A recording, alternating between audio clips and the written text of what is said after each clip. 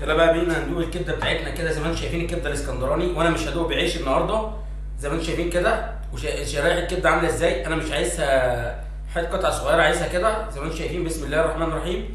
والطعم يلا بينا.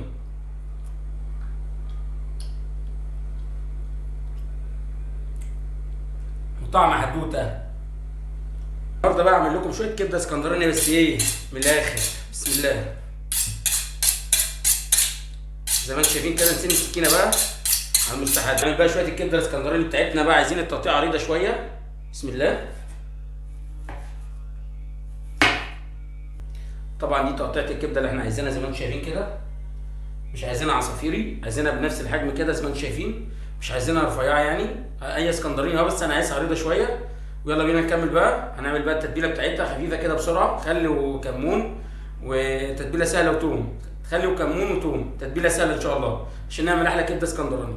عندي هنا 5 6 فصوص من التوم زي ما انتم شايفين، هننزل بيهم هنا ونبدا ندوقهم.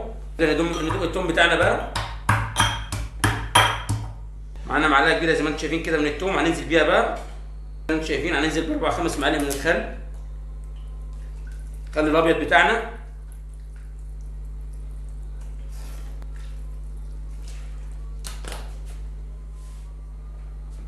ومعلقه كبيره من الكمون زي ما انتم شايفين على الكيلو كبده ده. هننزل بسنه صغيره من الملح، نص معلقه ملح عشان لو احتاجنا بالسوى نحط. هننزل باربع 5 معالق من الخل تاني، الخل الابيض بتاعنا، ونقلبهم كلك مع بعض. نسيبهم ربع ساعه جنبنا كده. على رأي ابو الليمبي اهم حاجه الفلفل في الكبده الاسكندراني، زود الفلفل للكبده. الكبده الاسكندراني بتاخد فلفل، عايز سبايسي براحتك حسب كل واحد واختياره اللي انت عايزه بقى. بعد ما خلصنا الفلفل زي ما انتم شايفين كده، اللي عنده فلفل عايز يزود يزود، اللي عايز يحط فلفل سبايسي يحط زي ما انتم شايفين كده. الفلفل بتاعنا بقى كده زي ما انتم شايفين. وننزل بقى ايه ب5 6 معالق من الزيت بتاعنا. نبدا ننزل بقى بمعلقه الثوم بتاعتنا، اهم حاجه معلقه الثوم بتاعتنا دي. نبدا ننزل بمعلقه الثوم بتاعتنا، اهم حاجه معلقه الثوم بتاعتنا دي كده. كبده طبعا مجهزينها زي ما انتم شايفين كده. ننزل بقى بالكبده بتاعتنا على طول. الكبده اهي التومه خدت اللون الذهبي بسرعه ازاي، هو ده المطلوب. يلا بينا. بسم الله. ننزل بالكبده بتاعتنا. هي دي اهم حاجه الطشه دي يا جماعه، اهم حاجه الطشه اللي انتوا شفتوها دي.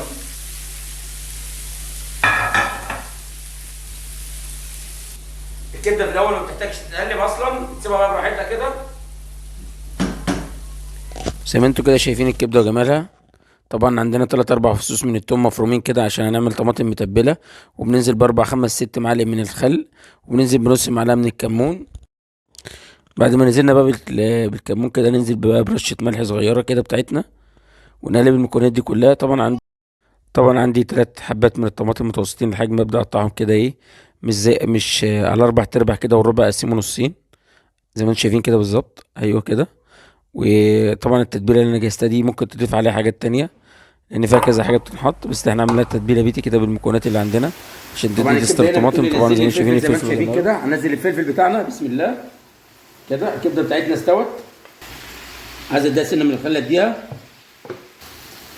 طبعا بنكمل بقى نظبط طعم الكبده كده، بنحط رشه ملح صغيره كده عشان محتاجه سنه ملح. عندنا نص معلقه كبيره من الكمون كده. طب التوابل بتاعتنا خلاص، ونص معلقه كبيره من الفلفل الاسود.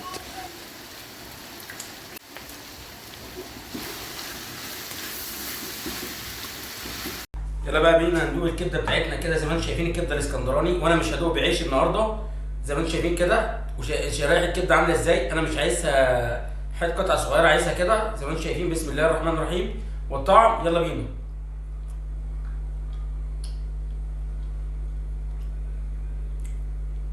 وطعم حدوته مع الطماطم المتبله دي كده. اعملوها وقولوا رايكم.